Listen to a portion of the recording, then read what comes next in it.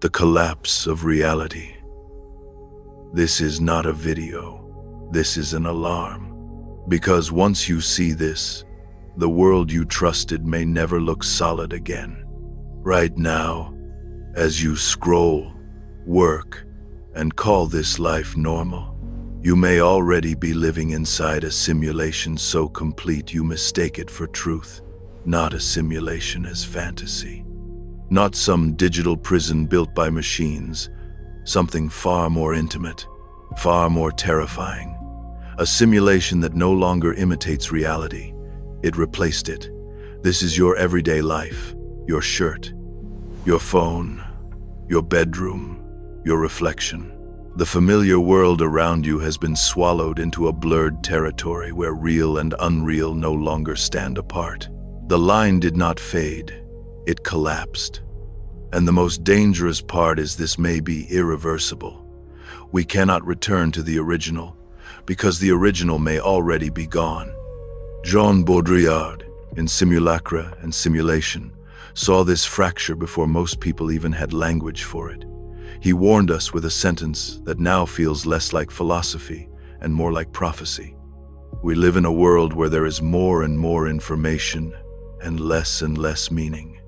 You feel this every day. Your mind is flooded. Facts, headlines, notifications, opinions, updates. Data hits your brain constantly, yet leaves you emptier. You know more, but understand less. You consume more, but mean less. This is the paradox. More information was supposed to awaken humanity. Instead, it may have buried meaning beneath noise. Baudrillard called this the collapse of the real into simulation. A world where simulacra, copies of a world that no longer exists, have replaced reality itself. A photograph no longer captures life. It manufactures how life should appear. AI images, filters, staged posts, curated identities. These do not document truth. They design acceptable illusions. A king was once a real monarch. Now he can be an emoji, a meme, an abstract signal detached from flesh. In hyperreality, symbols no longer point to reality. They point only to other symbols. War and a viral TikTok dance can exist side by side as content. Both flattened, both consumed, both stripped into spectacle. Meaning does not disappear in fire. It disappears in oversaturation. And this is where it becomes personal. The terrifying question is no longer whether something is true. The terrifying question is whether it feels true enough for you to believe it. What if the greatest deception was never hiding reality from you, but customizing it for you so perfectly that you never notice you are being separated from everyone else's version of truth? Because simulation is no longer only mass illusion. It is personalized. Your feed is not the world. It is your world, engineered. Your search results, your recommendations, your outrage, your desires, your fears, all increasingly curated by invisible systems that learn what keeps you engaged. Two people can live in the same city, witness the same event, and inhabit entirely different realities because simulation has become algorithmic. Truth is no longer merely distorted, it is fragmented. Reality itself is now personalized into consumable psychological architecture. This means the modern human is not simply trapped inside one simulation. They are trapped inside a simulation uniquely designed for their biases. And when reality becomes customizable, truth stops being collective. It becomes emotional convenience. The scariest prison is not falsehood. It is a reality engineered so specifically for you that you mistake psychological manipulation for free thought. And this is why modern reality feels so unstable. People no longer argue only about facts. They argue from inside different simulations. One person sees collapse, another sees progress. One person sees freedom, another sees control. The event may be the same, but the symbolic world around it is different. This is not just disagreement. This is reality fragmentation. When everyone lives inside a personalized mirror, truth becomes harder to share. And when truth cannot be shared, meaning begins to die. How simulation replaces the real. Simulation does not begin with deception. It begins with representation. A model is created. A sign is born. A symbol emerges to stand in for something real. At first, this seems harmless, human, necessary. A map represents land. A photograph captures a face. A flag stands for a nation. The sign appears loyal. It points backward to something original, something tangible, something alive. But this is where the fracture begins. Because the longer humanity lives through signs, the more those signs begin to drift, slowly, quietly, then completely. The symbol stops serving reality and starts replacing it. The map becomes more important than the land. The image becomes more powerful than the person. The label becomes more real than the thing itself. And over time, the sign no longer needs the original at all. It develops its own gravity, its own authority, its own life. This is where simulation mutates into simulacra, not copies of something real, copies with no original, echoes of things that no longer exist, reflections with nothing left to reflect. Baudrillard broke this collapse into 4 terrifying stages. First comes the faithful copy, a clear representation of something real, a portrait of a king, a photograph of a mountain, a religious icon pointing to divine belief. Here, the copy still respects the source. Second comes distortion. The sign still references reality, but now it twists it. A political speech manipulates truth. Advertising exaggerates beauty. Memory edits pain. Reality is still there, but warped. Third comes the mask. This is where the sign pretends there is still something real behind it, even when the original has vanished. A staged tradition, a corporate smile, a fabricated lifestyle presented as authenticity. The image hides the absence. It creates the illusion that something profound still exists underneath. Then comes the fourth order, the final severance, the most dangerous stage. Here, the simulacrum has no relation to reality whatsoever. It exists for itself. It refers only to other signs. It is self-contained, self-sustaining, pure simulation. And here is the nightmare. At this level, you cannot tell the difference anymore. Simulation and reality become indistinguishable. Not because reality was destroyed, because your perception was rewritten. And once perception is rewritten, identity follows. Because human beings do not act based only on reality. They act based on what they believe reality is.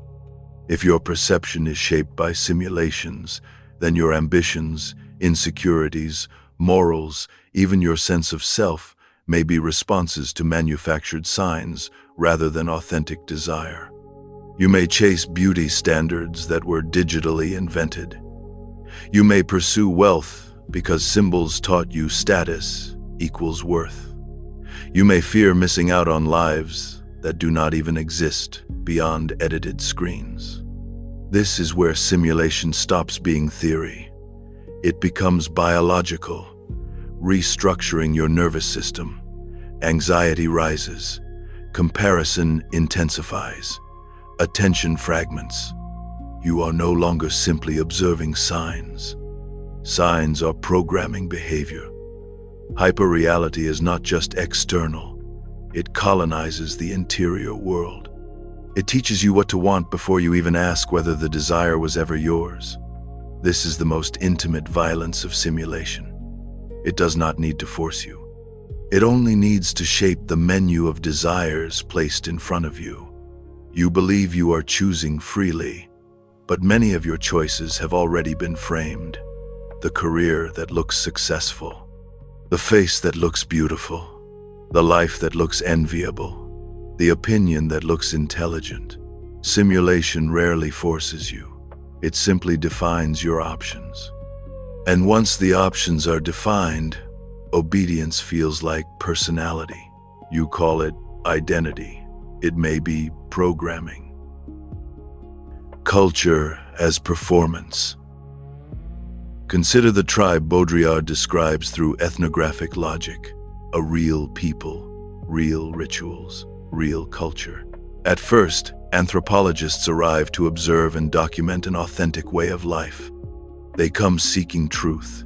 They record ceremonies, clothing, social patterns. They believe they are preserving reality. But the moment the tribe becomes aware of observation, something changes. They begin performing themselves. Rituals become exaggerated. Traditions become polished. Clothing becomes more ceremonial. Not because this is who they naturally were, but because now they are acting out what they believe their culture should look like to outsiders. They become simulations of their own identity, a living people transformed into a performance of themselves. Then the academic texts are published. These observations spread globally. They become official records. Over time, future generations of the tribe look back at these documents to understand who they are supposed to be. Think about that. Their descendants no longer inherit culture directly from living reality. They inherit it from representations of representations. The performance becomes the tradition. The documentation becomes the origin. Reality bends backward beneath its own image. The represented replaces the real, and the line disappears. This is not ancient anthropology. This is your life. Walmart is not just a store. It is a cathedral of signs, a hypermarket, a massive machine of simulated abundance, medicine, clothing, food, identity, all stacked beneath fluorescent light. Every object is more than an object. It is a signal, a lifestyle, a promise. Even the fruit is performing. Apples shine unnaturally. Tomatoes are symmetrical. Vegetables look cleaner than nature ever intended. Compare that to a farmer's market. Dirt, irregularity, imperfection, actual life. Walmart does not sell naturalness. It sells the simulation of naturalness, a media-polished fantasy of what food should look like. And here is the deeper trap. Your expectation of what is natural was already designed by prior simulations. Commercials, packaging, screens. You were taught by artificial images what real should resemble. So when actual reality appears flawed, uneven, or strange, it feels wrong. Simulation has rewritten your instincts, and this does not stop at products. It extends into your body, your hunger, your self-worth.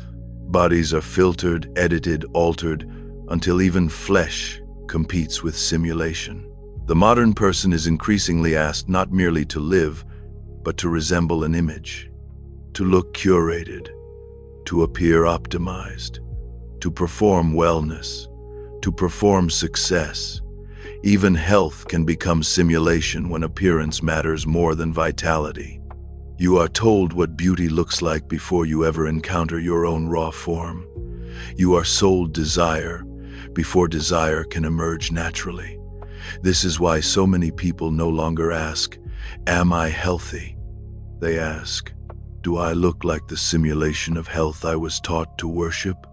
The hyperreal does not just sell products. It sells standards that reality itself struggles to satisfy. That is why ordinary life can begin to feel disappointing. A normal meal feels too plain. A normal face feels unfinished. A normal room feels ugly, unless it looks like an interior design post. A normal day feels wasted unless it becomes content. Simulation trains the human nervous system to reject the ordinary. But the ordinary is where most real life happens. Real life is not always cinematic. It is not always optimized. It is often quiet, imperfect, repetitive, and unglamorous. Hyper-reality turns that into failure.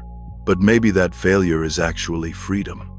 Disneyland may be one of Baudrillard's sharpest warnings. Most people think Disneyland is escapism, fantasy, a place where reality is suspended. But Baudrillard understood something darker. Disneyland is not there to hide fantasy. It is there to make you believe the rest of society is real. Its exaggerated castles, princesses, mascots, and scripted joy are so obviously artificial that they distract you from recognizing that the outside world is also scripted, also commercial, also staged. Disneyland is honest about being fake. That may make it more truthful than the world beyond its gates. Because outside Disney, simulations wear the mask of authenticity. Ask someone to imagine a princess. Most will not imagine historical monarchy. They will imagine a simulation, a Disney-coded image. Childhood perception itself is colonized by symbols before reason even develops. Before you understand politics, economics, or mortality, simulation has already entered your nervous system. It teaches you beauty, status, romance, gender, power. The hyperreal installs itself early. By the time you think you are choosing, much of your imagination has already been designed. This may be one of the deepest invasions of all. Before critical thought develops, symbols arrive first. Heroes, beauty, gender, success, power. Entire frameworks for meaning are often installed before consciousness matures enough to challenge them. Many adults believe they are making independent decisions while unknowingly acting out scripts implanted decades earlier. The child does not simply inherit culture. The child often inherits simulations mistaken for culture. And unless examined, those inherited symbols can quietly govern adulthood. Your dream job, your ideal romance, your fear of failure, your image of power. These may feel deeply personal while originating from systems you never consciously chose. This is why awakening can feel so destabilizing. Because questioning simulation often means questioning whether parts of your personality were authored by you at all. The simulation of self.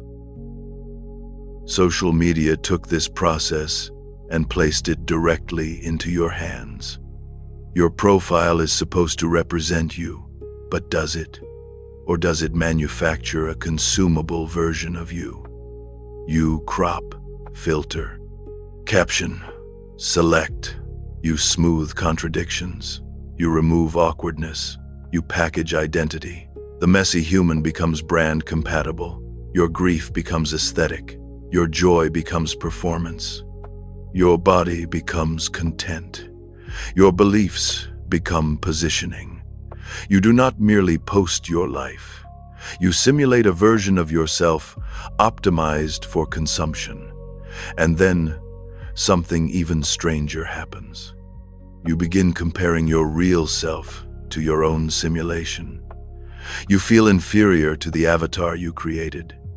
You become both product and consumer, a person slowly dissolving beneath presentation. And perhaps this is why modern loneliness feels so strange. We are more visible than ever, yet often less known. More connected, yet more emotionally fragmented. Because simulation rewards presentation, not presence. You can broadcast your image daily, while your actual inner life remains untouched. You can accumulate followers while starving for genuine witness. In hyperreality, being seen is often confused with being understood. But visibility is not intimacy. Exposure is not connection. Metrics are not love. The tragedy is that many people now spend enormous energy maintaining digital simulations while their uncurated selves grow increasingly unfamiliar. They become fluent in branding themselves, but estranged from being themselves. And eventually, some no longer know whether they are expressing who they are or maintaining who the simulation taught them to be. Baudrillard saw consumer society not as a world of products, but as a world of signs. Nike is not shoes. Nike is mythology. Just do it does not describe fabric. It sells discipline, victory, transcendence. Mac is not hardware. It is sleekness, intelligence, creative identity. Branding has escaped utility. Products are no longer primarily purchased for function. They are consumed for symbolic meaning. You are not buying an object. You are buying a sign about yourself. Politics follows the same logic. The candidate's image often matters more than policy. Optics can overpower substance. Performance can eclipse principle. Charisma can simulate competence. Public life becomes semiotic warfare. And people often do not choose what is most real. They choose what feels most coherent inside the simulation. This is one of Baudrillard's cruelest truths. Humanity often prefers simulation because simulation is cleaner, easier, more seductive. Reality is jagged. Reality smells. Reality disappoints. Simulation flatters desire. It gives sharper edges, better lighting, cleaner narratives. In a simulated world, fake meat can feel more ethical than confronting industrial reality. Fake fabrics can feel more luxurious than natural imperfection. Fake celebrities can feel more intimate than actual neighbors. Fake personalities can outperform flawed humanity. Fake plants never die. Fake grass stays green. Artificiality becomes emotionally efficient. And slowly, dopamine rewires itself around symbols rather than substance. Notifications instead of conversation. Branding instead of belonging. Viral content instead of wisdom. Spectacle instead of meaning. This is addiction to simulacra. Not because people are foolish, because the hyperreal is engineered to be psychologically irresistible. It feeds desire faster than reality can. It rewards appearance more efficiently than truth. And when enough of life is mediated through simulation, the soul itself begins forgetting what unfiltered existence feels like. You stop asking if something nourishes you. You ask if it stimulates you. You stop asking if something is true. You ask if it trends. You stop seeking depth. You seek signal. This is the cost. Humanity did not simply build simulations. We entered them, then normalized them, then loved them. We handed over our hunger, our identity, our politics, our imagination, and our dopamine to systems of signs so persuasive they now shape what we call reality. We are surrounded by fake meat, fake fabrics, fake celebrities, fake personalities, fake plants, fake grass, and increasingly, fake versions of ourselves. And the most haunting part is not that these things are false. It is that they often satisfy us more quickly than the real. That is the transaction. That is the seduction. That is the sale. We did not just consume hyperreality. We traded pieces of our soul for it. And most people still call that progress. Returning to the real. So this is where the true danger reveals itself. The greatest threat of hyperreality may not be deception alone. It may be spiritual numbness, a gradual erosion of your ability to feel depth at all. Because when everything becomes content, even tragedy can become spectacle. Even identity can become strategy. Even rebellion can become aesthetic. In such a world, The soul risks forgetting the difference between performance and presence. And once a person loses sensitivity to what is real, they do not merely become misinformed. They become internally disconnected. They may still function, still consume, still perform, but somewhere beneath the noise, something essential begins to starve. Not information, meaning, not stimulation, truth. And that starvation can persist for years while looking completely normal from the outside. So now the question becomes painfully simple. Can we get back to what is real? Maybe. Maybe not completely. Maybe humanity has already traveled so far into this engineered world of copies, brands, screens, filters, performances, and artificial desires that the road back no longer leads to some untouched original. Maybe if we tore down every illusion tomorrow, we would discover that much of what we called reality has already been reconstructed by generations of simulation. That possibility is terrifying, but it is not hopeless. Because even in a world drowning in fakes, reality still leaks through, quietly, briefly, in small pockets. In fragile moments the system cannot fully manufacture. A genuine smile from a stranger. Not optimized, not sold, not staged, just human. A piece of art created because someone had to express something true, not because it would trend, not because it would monetize, but because the soul demanded form. These moments matter. They are reminders, proof that beneath layers of illusion, something living still survives. The world is filled with distractions, illusions, signals fighting for your attention. You may never fully escape the simulation because you were born inside many of its systems. But escape is not always the goal. Awareness is. You can learn to navigate it smarter. You can learn to see the machinery without worshiping it. Stop feeding every signal. Pause long enough to notice what feels real before the world labels it for you. Spend part of each day uncurated, unseen, and unplugged. Choose presence over performance. Question inherited desires. Protect your attention like identity itself depends on it.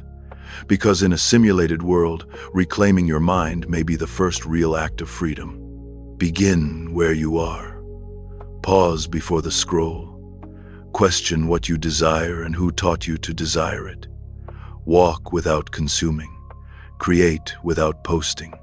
Sit long enough to hear your own thoughts beneath borrowed opinions.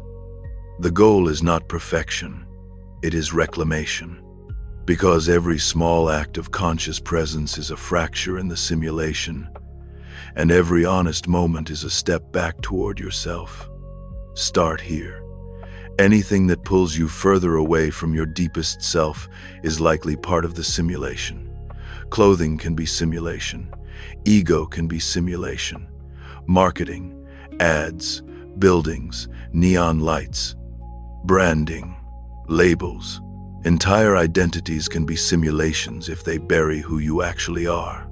And this is why returning to nature matters. Not because nature is some distant forest you occasionally visit. Because you are nature. You always were. One of the greatest illusions ever sold is the belief that you became separate from it. That you are somehow only a consumer, a profile, a demographic, a worker, a brand. No, you are still organic, still animal, still breath, still earth. Returning does not always mean running away. Sometimes it means remembering. Bring back depth. Bring back silence. Bring back slowness. Slow living is not laziness. It is resistance. And remember this too. Every opinion you hold contains some degree of misinformation. Every certainty deserves scrutiny. The more absolute someone sounds, the more carefully you should question them. Especially when that someone is you. In an age addicted to speed, noise, and artificial meaning. Perhaps the most radical act left is this, because you cannot reclaim a mind you never realized was programmed. Slow down, unplug, and finally hear your own real voice again.